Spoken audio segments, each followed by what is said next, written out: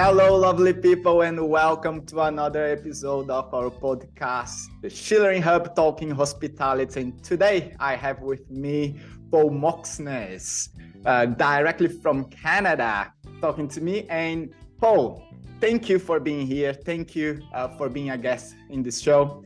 Well, thank you for having me, Mauricio. It's really an honor for me. I would like to ask, why did hospitality become a passion for you? That's a really hard question to answer, Mauricio, because I really don't know. I mean, I've always been super interested in people. That's why I studied psychology for 6 years at university. I used to buy a newspaper on Sunday and go to the airport and just sit in the airport having a coffee, reading my newspaper, but I wasn't really reading the newspaper. I was watching all the people coming and going from, all over the world. It was just fascinating for me to know that everyone's an individual, everyone has their own thing. And then, first weekend I was in the hotel, it was a Friday night in the booming 80s, so it was kind of crazy. And it was just like a whole new world opened. I just had no idea that it wasn't quite like in the movies. And there was a lot of, you saw everything. Everything that happens outside in society happens inside in a hotel, just on a different scale, but you see it all. And that's, I think, where the passion for hospitality, the opportunity that every single individual that works in a hotel, they have opportunity to change other people's lives, to make, they make big differences. On the security side, they can raise or lower the security level in the hotel just by their everyday actions, right? And those kind of things have always been fascinating for me. That's an amazing answer. Yeah, that you didn't know how to answer, but it's an amazing answer. It's not in my notes. I'm just looking at it. And because that passion and that curiosity for people actually drove you to write a book, a hospitality book, Spin the Bottle Service. Tell our audience what the book is about and how you use this book to motivate you and how this book came about. Yeah, so what happened was we moved here. So I left Radisson in 2018 and I stayed on with them for a year, little over a year as a consultant to kind of smooth the transition, because there was a lot of changes there, and I'd been there for pretty much the longest in the company when I left. And so because you had so much legacy knowledge, I stayed on with them for a year.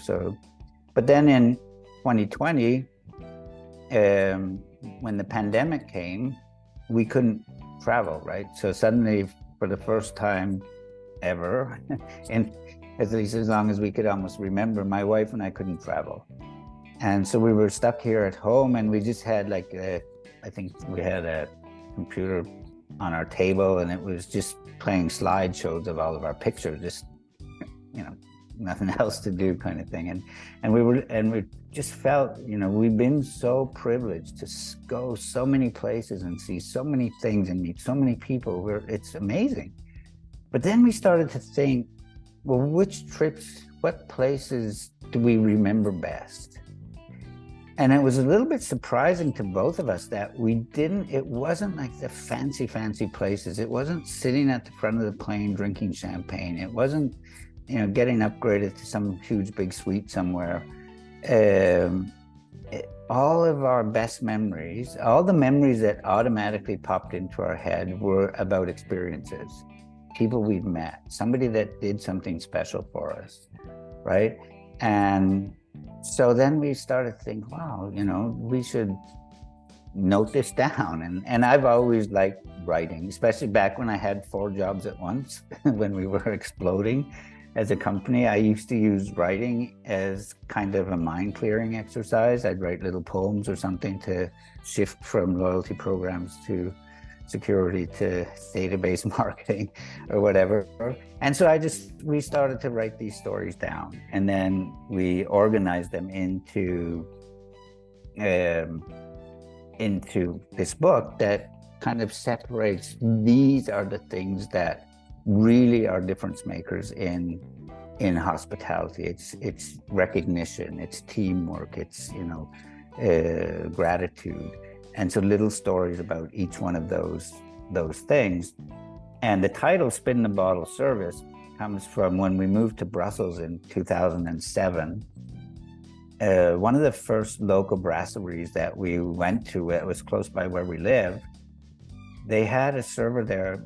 His name was Serge, and he was so professional, but his professionalism wasn't like robotic. He was very natural, and we were, the story in the book that we tell that's about why the book's called Spin the Bottle Service is that we were there just having drinks one night. So we ordered a beer, and Belgians take their beer very seriously.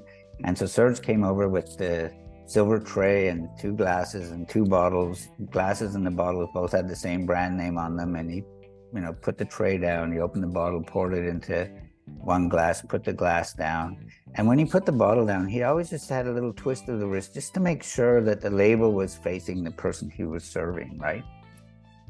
And it was so natural for him. It wasn't like something that he just did.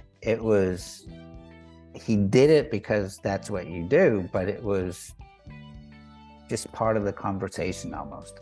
And so that became Spin the Bottle Service. It was like we noticed the good places, the places we liked, the places we got the best service.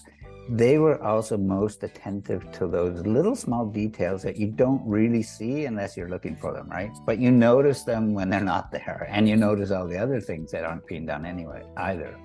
And then we called it the subtitle was Hospitality in the Age of AI, because we know this is all coming now, right? Especially now when, AI is becoming commercialized and it's just gonna change pretty much everything. We believe that that's in hospitality, that's, nobody's gonna choose your hotel because you have a nice app, right? They're gonna choose to come back because they like the way you take care of them. And so we believe that, the interaction between people, employees and guests will be fewer, further between, shorter duration, because everything's getting sped up, but that will still be the difference maker. So it will become even more important to make those moments of truth, as some people call them, make them memorable.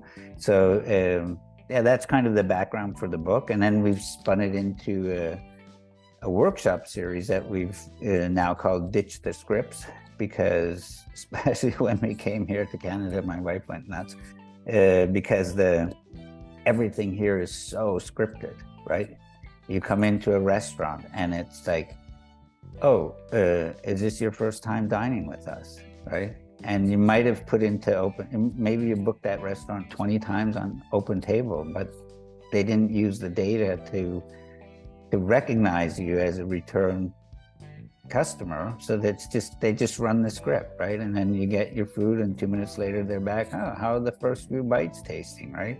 And then, or are you celebrating something special tonight? Yeah, that's why we clicked the birthday button on Open Table, right? It's like, use information that's available to be personal, even if you don't know people, right? And so that's why we call it Ditch the Script. Get rid of the script, be a person. And so our training isn't about here's how you do it, because that's a script. Our training is about telling stories that inspire people to reflect on their own experiences and use their own empathy to personalize the way that they do their job. And that we believe that'll make the jobs more meaningful and more fun. And we believe it'll make the guest experience more memorable. That's fantastic. And I love the way that you use the details, that people pay attention only when they are not there. Like some details, people just don't see it until they're not there. And when it comes to the workshops that you've been doing, what type of challenge do you see that the people taking the workshops are facing to learn what you're trying to pass? I think one of the biggest challenges we see that frontline employees have is that they feel, and in some cases they probably are, not empowered, right? They feel like they have to follow the script. They feel like they have to ask for permission. At one hotel we went to, we arrived in the evening, and I asked, when we were checking in, I asked, can we see the meeting room? We'll be in tomorrow. And the person at the front desk said, I'll have to call the general manager and ask if it's okay if we open the meeting room for you. And I'm like, oh, okay, wow. Sorry I asked almost, right? I hope the general manager doesn't mind that you call, because I really want to see the meeting room, right? And so if I was that frontline employee, I would be very disenfranchised, right? And like, another challenge a lot of people have today, I think, is that hospitality in a lot of places isn't recognized as being a real job. It's something you do while you're educating yourself to become something else, or to get a real job. And so people don't look at it as a career, as a profession. That, I think, is a challenge as well. And many people, they have 2-3 different jobs in different places. So how can they actually be that place that they're at, right? It's like, oh, can you settle the bill now because I have to get to my other job, kind of thing. It's like, oh, okay. But and it's like, we're not doing it professionally as we should. And I think that's not fun. And that's why we ask people to tell their own stories in the workshops that we do. So if we're talking about, teamwork, we ask people to share stories about teamwork. It doesn't matter if it's hospitality or sports or whatever. What's your best memory of teamwork? And then how can you start applying that mindset to become a better team in your location? And the very first time we did an in-person workshop, it was amazing because we had a very diverse group in a small hotel. And when we started it, we're just talking about hospitality in general, and we asked people to go into groups and discuss in the groups their best memory from hospitality and why they started in hospitality, what's their best story from their hospitality career. And there was a couple actually, it was here in Canada, but the couple was from Mexico, and they had their little child with them because they couldn't get childcare. And they actually they ran a liquor store that was attached to the hotel. And so and they actually had to leave early so they could open the store. But when we finished the group work, we asked each group to share their best story. And everyone in this group said, Nestor's going to share his story.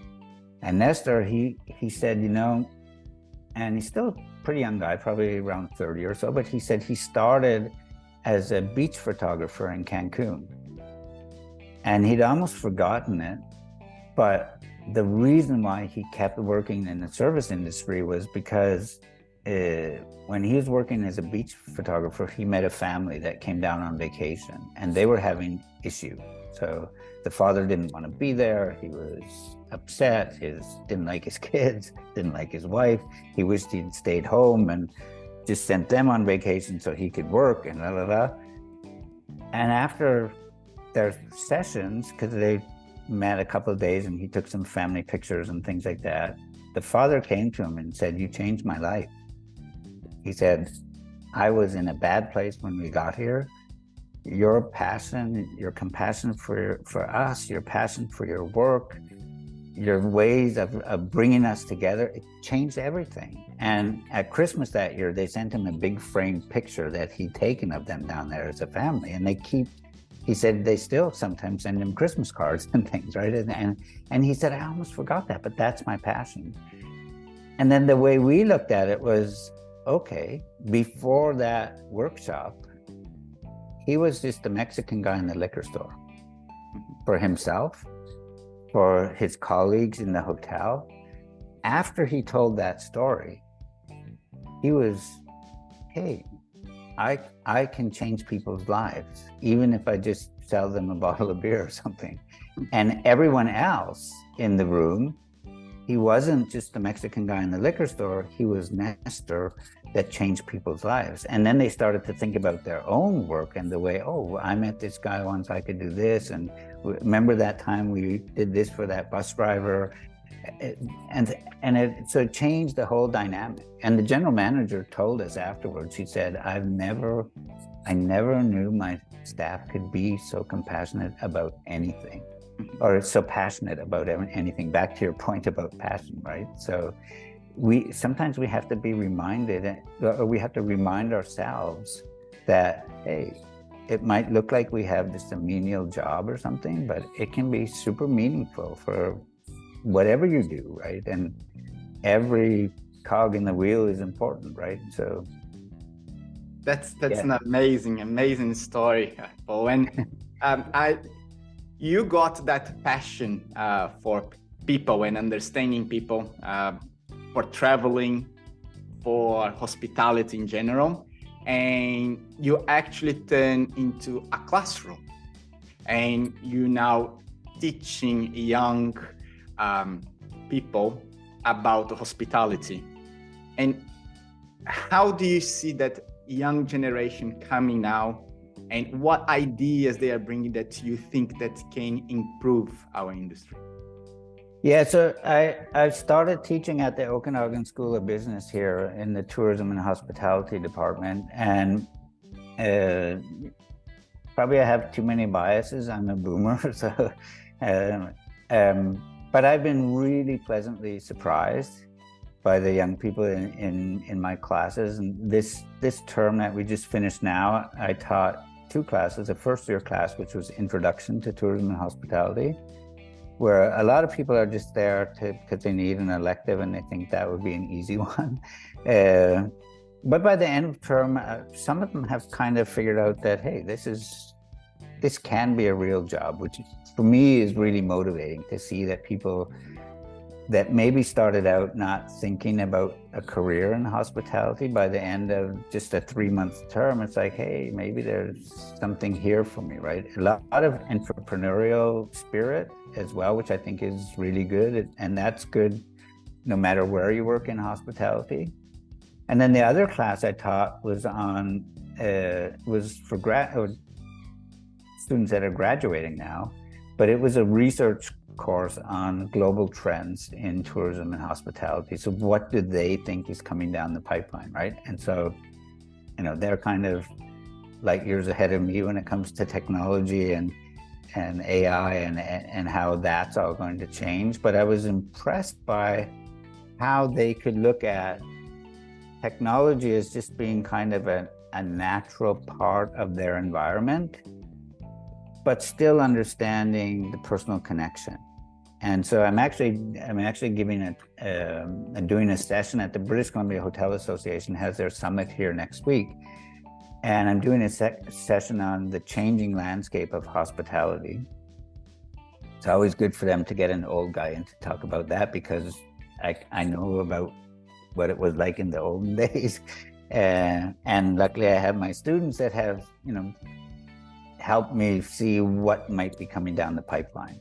And so I'm really, because we're in an age now where it's there's a lot of uncertainty, right? But for me, one of my key points is, but it's always uncertain. We never actually know what's going on, what's going to happen tomorrow. It's just a little bit more uncertainty in our faces now with the economy, with conflict in Europe, with tensions between Asia and then AI coming down the pipeline that's going to change everything and blah, blah, blah. And so, but actually when we looked at trends and these students did their research, there was a few things that popped out, right? And so 3 of the key things that they looked at, that they pulled together, and other researchers that they studied pulled together, 3 of the trends were diversity, equity, and inclusion. That was a big one. Sustainability, but not sustainability as, hey, let's ban all the plastic cups. It was more like, how are we going to sustain ourselves through some of the challenges that we know will come?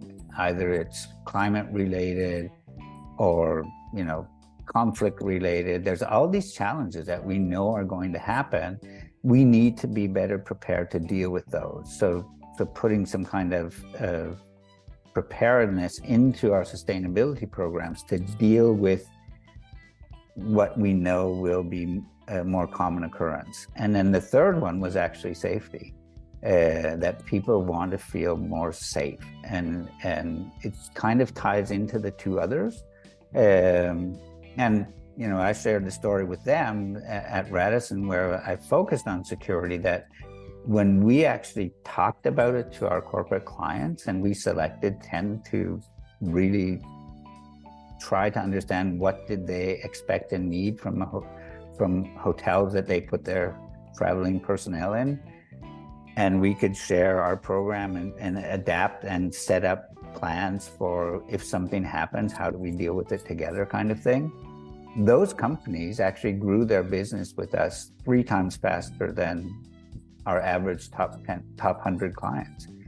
And so you can't sell safety and security by saying nothing bad will ever happen here, but you can drive business by saying to people, hey, we really want to take care of you, right? So it's just an extension of hospitality. And I think that maybe it's because we're in such uncertain times, but I think that will be something that will be driving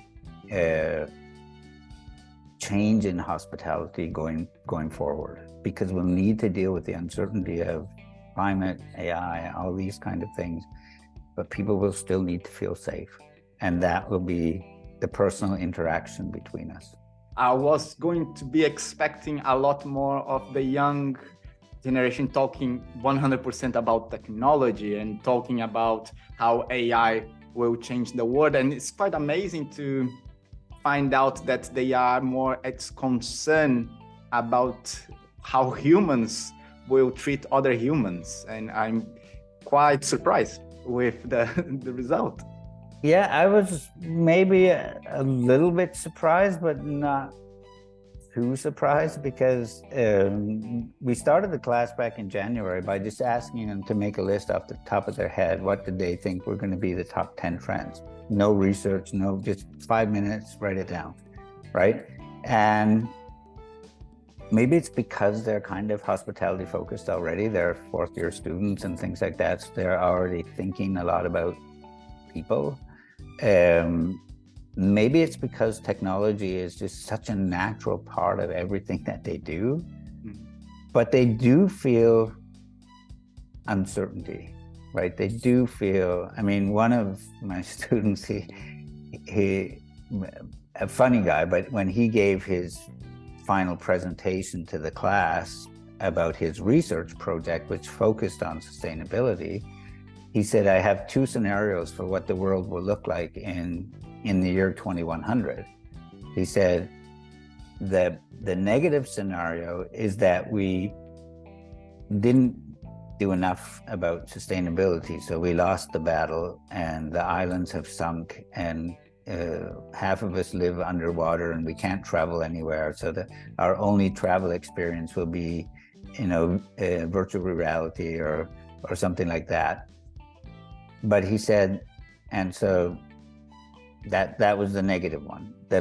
His positive one in the year 2100 was that we did get a hold of climate change and we were able to limit the impacts of it. So we could still travel, but not as much as now. It would be more expensive, but it would be also more personalized, because it's not something we do like every month or every year. It's something we can do more once in a lifetime, like in the old days. So the experience part will be more important. And then he ended it by saying, but in both scenarios, we still won't be able to afford a house. But it was, and I really liked the way that he looked at it, not the negative one so much, because I hope I don't live underwater. Well, I'm not going to be alive then anyway, probably. But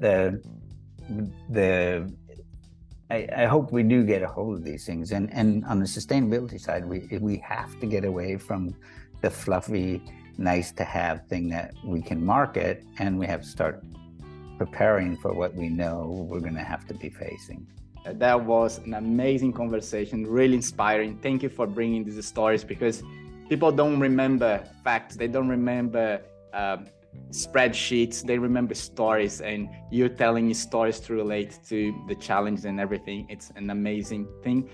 And please, if our listeners, our audience want to talk more to you, get you into the workshop, get their teams, how they can contact you? They can contact me either through LinkedIn. I'm pretty easy to find, probably if you just Google me, but otherwise my email address is paul@alwayscare.ca. So that's my company name, is Always Care. It was also the motto for our safety and security program at Radisson.